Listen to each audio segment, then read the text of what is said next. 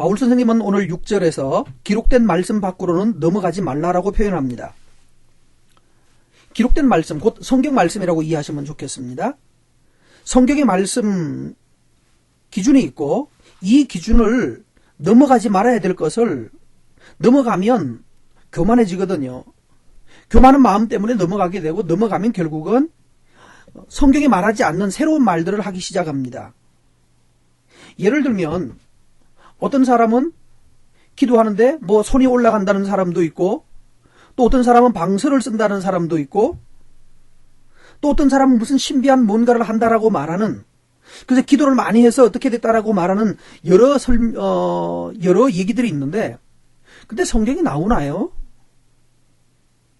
억지로 갖다 붙이기는 합니다만 기록된 말씀 밖으로 넘어가면 그 자리는 결국 교만한 마음의 자리고 마귀의 자리고 사탄의 자리로 들어가게 되는 것입니다.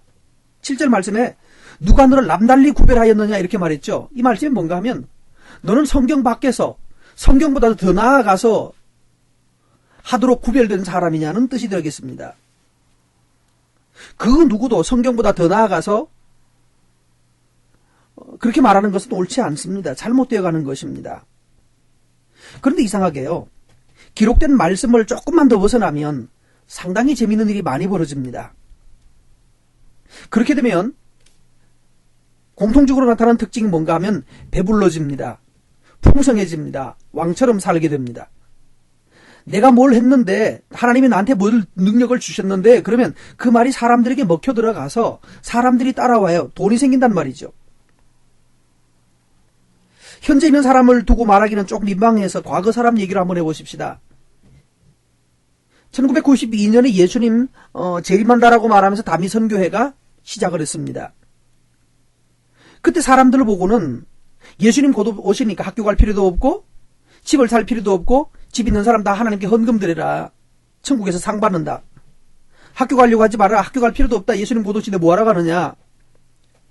오시기 전까지 등록금 헌금하고 그 다음에 너희들은 여기서 전도해라고. 그렇게 말하면서 전도하라고 말하고 예수님 곧 오시는 거 전하라고 말하고 그렇게 하던 사람들은 그 말 듣고 정말 헌금 다 갖다 바쳤고 어떤 사람은 집을 갖다 드렸고 어떤 사람은 실제로 제가 아는 사람도 거기에 헌신하기 위해서 모든 것을 다 버리고 올인했었습니다. 근데 그 거짓말이었죠. 2000년에 예수님 오지 않으셨습니다. 근데 문제는 그렇게 가르쳤던 그 목사는 그 당시에 수십억짜리 집을 샀어요. 남들 보고는 집 살 필요 없다라고 말해놓고 그렇게 받은 헌금 가지고 자기는 성경에 말했죠. 이미 배부르며 이미 풍성하며 왕노릇하고 있다라고 말했어요. 실제로 왕처럼 살았습니다. 그뿐입니까? 이단하는 사람들 다 마찬가지입니다. 세상 다 필요 없다라고 말하는 사람들. 그러면서 정작 자기는 가장 최고의 삶을 삽니다. 미국에 있는 안녕하세요 성령님인가 비슷한 책 쓴 이런 책 쓴 사람들 있죠. 많은 비리들이 드러나고 있어요. 호화 요트가 있고 또 자기 자가용 비행기가 있고 또 일주일에 엄청나게 많은 호화 쇼핑을 하는. 참 이상하지 않습니까? 성경을 조금만 더 벗어나서 말씀을 조금만 더 벗어나가지고 신령한 척하고 신령한 거 가르치면 그 말에 현혹되어서 따라가는 수많은 사람들이 생기고 그것으로 말미암아서 많은 돈과 그래서 왕처럼 살아갈 수 있는 배부르고 풍성한 삶을 살아갈 수 있는 길들이 많이 있습니다. 그래서 사람들은 그것을 미혹돼서 빠져들어가요. 성령이 어쩌고 저쩌고 그러면 그 말이 성령은 능치 못한 일이 없다라든지 성령을 제한하지 말라는 말을 하면서 실제로는 성경에 나오지 않는 성경 밖의 얘기들을 자꾸 해가고 있고 그것을 통하여 나름대로 성경에 근거를 댄다고 됩니다만 엉터리죠. 그렇게 하면 돈이 생기고 부흥이 온단 말이에요. 그러니까 왕노릇 할 수 있게 되는 것입니다. 그런데 바울 선생님 한번 얘기 들어보십시다. 9절 말씀부터 13절에 보면 바울은 지금 어떻게 살고 있나요? 바울은 나는 지금 죽이기로 작정된 자, 다시 말해서 사형 선고를 하고 사형 집행 날짜를 받아놓은 사형수처럼 살고 있대요. 무슨 말인가 하면 사형수에게 좋은 거 줄 일은 없죠. 곧 죽을 뜨건데요. 그래서 사람들에게 천사들에게 구경거리가 됐대요. 온 세상 사람들에게도. 그래서 우리는 이렇게 10절에 이렇게 말합니다. 우리는 예수님 때문에 어리석게 살고 예수님 때문에 약함도 당하고 비천하여지고 줄이고 목마르고 헐벗고 매맞고 상처받고 이렇게 어렵게 살아가고 있다. 예수님 때문에. 그런데 너희는 이상하다. 예수님 같은 예수님을 말하는데 너희들은 어찌하여서 지혜롭고 존귀하고 배부르고 이상하잖아요. 그럼 바울이 잘못된 거 아닌가요? 바울이 기도를 적게 해서 축복을 덜 받아서 다 못 받아가지고 물질 축복을 못 받아서 이렇게 어렵게 사는 거죠. 정말 그럴까요? 바울은 말합니다. 이것은 바로 복음을 따라서 바로 살면 이룰 수밖에 없다는 거예요. 요즘 시대도 마찬가지입니다. 복음을 따라 바로 살려고 하면, 정말 말씀을 따라 순종하려고 하면 사람들에게 술수 부리지 않습니다. 능력 운운하면서 사람들을 속이지 않습니다. 우리나라에도 많은 기적을 베푸는 사람들이 있다고 말하는데 실상 알고 보면 속임수입니다. 며칠 전에도 아침에 말씀드렸죠. 쇼하는 거예요. 속임수하는 거예요. 근데 실제로 낫기도 합니다. 무엇 때문에?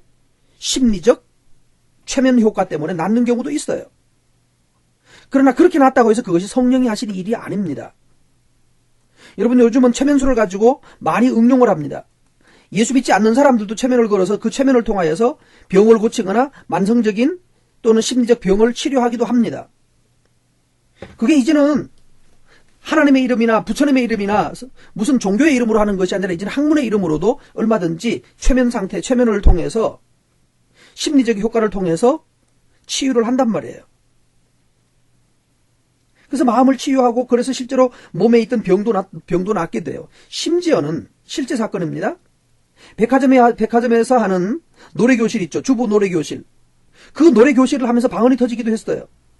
그 노래교실을 하면서 펑펑 울면서 그러다가 그 노래교실을 통하여서 치유를 받았어요. 이상하죠? 어떻게 될까요? 아니, 노래교실에는 신도 아닌데 하나님도 귀신도 아닌데 어떻게 치료가 될까요? 바로 그것이 심리효과란 말이에요. 그래서 마음의 위로를 받고 치료를 받으면 마음이 고쳐지면 실제 육체의 질병이 낫게 됩니다. 이런 방법을 성령이라고 속이고 살아가는 많은 가짜 사역자들이 있습니다. 그래서 바울은 나를 본받으라고 그랬습니다. 바울이 사는 것처럼 본받아 살아가는 것이 그리스도인입니다. 19절 말씀해 보면 내가 너희들에게 가서 너희 능력을 알아보겠다라고 말을 해요. 여기서 능력이라고 말하니까 봐라, 기적을 베풀어야 되지 않느냐라고 하는 사람도 있습니다. 맞습니다. 근데 예수님의 기적이나 바울의 기적은 그 대상자들의 믿음을 따지지 않았습니다. 대상자들은 나에게 기적을 베푸는 이가 누군지도 몰랐고 바울이 전도할 때 귀신 들린 자가 나갔는데 그 귀신 들린 자는 내 병을 고쳐주세요라고 말하지도 않았습니다. 그저 바울의 능력으로 나아갔어요. 근데 요즘 말하는 심리치유를 하는 사람들의 공통점은 뭔가 하면 너가 믿어야 한다. 네가 믿으면 될 것이다 라고 개인의 믿음을 자꾸 강조합니다. 그건 뭔가요? 바로 심리치유란 뜻이에요. 여기서 우리에게 필요한 것은 정말 하나님을 믿는다는 말은 나을 줄로 믿는다든지 기적을 일으켜줄 줄로 믿는다는 그런 믿음이 아니라 하나님에 대한 믿음을 가져야 됩니다. 하나님을 믿으면 하나님께서 우리에게 놀라운 일들을 하시죠. 실제로 믿는다는 말이 뭘까요? 기적에 대한 믿음이 아니라 하나님을 신뢰하고 하나님께 순종해서 살아가는 삶. 순종해서 살아갈 때 거기에서 정말 하나님이 우리를 고치시기도 하고 아름답게 하시기도 하는 일들이 일어나게 됩니다.